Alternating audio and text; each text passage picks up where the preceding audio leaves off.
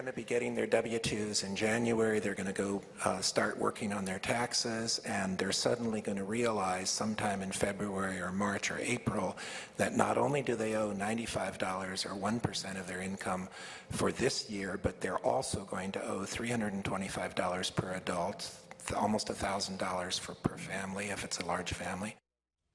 As we slide into another year, no one wants to think about that first day of January and the clock beginning to tick on dishing out cash to the government by April in income tax. But here's something you better start thinking about and fast. That sneaky little tax and penalty, thanks to Obamacare, many of you may not be able to avoid. It's a pleasure to welcome back to Midpoint, serving his third term, representing the 3rd Congressional District of Minnesota, also a member of the Joint Economic Committee. Congressman Eric Paulsen joins us today. Congressman, good to see you again.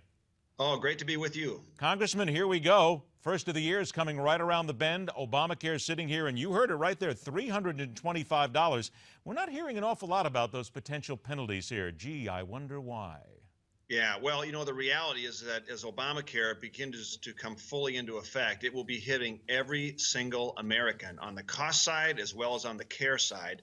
And, you know, the only other good news, starting in January, we're going to have a brand new Congress that's coming in that's going to look to address and fix those parts of the law so we can actually grow the economy and have a healthier economy, and also get on the right track with real health care reform. Well, let's get on to that then, because Mitch McConnell has said that when the new Congress takes over, the first thing he wants to do is take up the Keystone Pipeline. I get it. There's jobs involved here.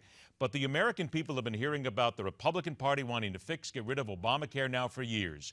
Shouldn't Obamacare be right at the very top, challenge that, take it on, and stop wasting time instead of going after the Keystone, which may even be a little bit useless now thanks to oil prices around the world? Yeah, but there's one important thing to point out with Keystone is that the Senate has always avoided having a real vote on that issue, I would argue. And now you're going to see that bill pass with bipartisan support, potentially large margins. And the president, look, has always avoided taking a stance on this issue, right? For the first time, it's actually going to be put on his desk, and it is tied to jobs in the economy. It's also going to deal with energy exports down the road, which is also going to help our foreign policy move in a better direction. And we're not going to leave Obamacare sitting on the sidelines. We got to be very clear about that. We're talking about dealing with bills in the first week, in the first 2 weeks. I would expect other legislation on unfunded mandates, maybe in Obamacare, permitting processes, right? Those are all going to move forward in the near future. Repealing the medical device tax, and we also will vote in the House the very first week that we come back, restoring the 30-hour work week to a 40-hour work week, which is the definition for full-time work, and that's repealing part of Obamacare right away. All of what you're saying here is exactly what needs to be done. Joe Robbie was the old-time owner of the Miami Dolphins who said to me, and I remember this, he said, you got to fish or cut bait sooner or later. Are we not at a point right now when it comes to Obamacare and the American public that Congress has got to fish or cut bait? They want to see the solve. They want to see this move ahead. But the American people, Congressman, frankly, I think are sick and tired of hearing we have a new plan. They want to see something, or I think there's going to be a revolt.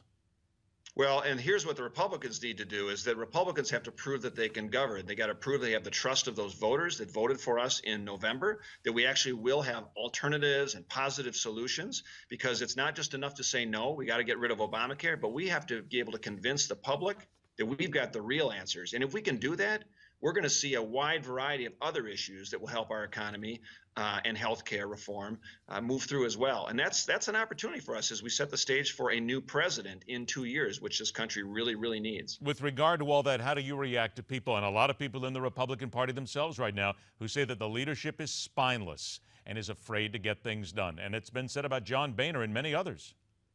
Well, I think the reality is this. When we come back in January, we're going to have reinforcements, not only in the House, the largest House Republican majority since 1928, but we will have now Senate leadership that has ignored, current Senate leadership has ignored 382 bills passed by the House. Those bills many of them are going to be taken up. They're going to be sent to the president. Many of those will have veto-proof margins. So I don't think we're going to see spineless leadership. I think we're going to see thoughtful leadership. And this is part of convincing the public as we go forward that we should be entrusted with the care of moving the country and fixing the country in a better, much better direction. 30 seconds left. The president is expected to speak this afternoon. Undoubtedly, North Korea will be top of the plate. What would you then like to see? What would you demand that the president say? Because right now, America's being seen as rather spineless when it comes to letting North Korea set the tone for our entertainment and censor our movies. Well, look, I mean, cyber attacks are a very serious threat. We've known it's been coming from North Korea, China, and other bad actors for a long period of time. The president needs to lay out what he really believes in terms of a thoughtful strategy to deal with it. This is something I think Senator McCain and others have said they're going to deal with front and center when they get control in the Senate. And this is about keeping America safe. So we need him to give a vision to the public of why this is needed. Can't wait for January to get here. Congressman Eric Paulson, Absolutely. thanks so much for being here. Merry Christmas, Happy New Year to you and your family. And the same to you. Thanks very much. Take care. Break, and we return with car coach Lauren Fix, the latest challenge to Uber. However, let's go live right now to Washington, D.C. We are awaiting the President of the United States. He will talk about North Korea, answer questions, and this should be somewhat politically entertaining.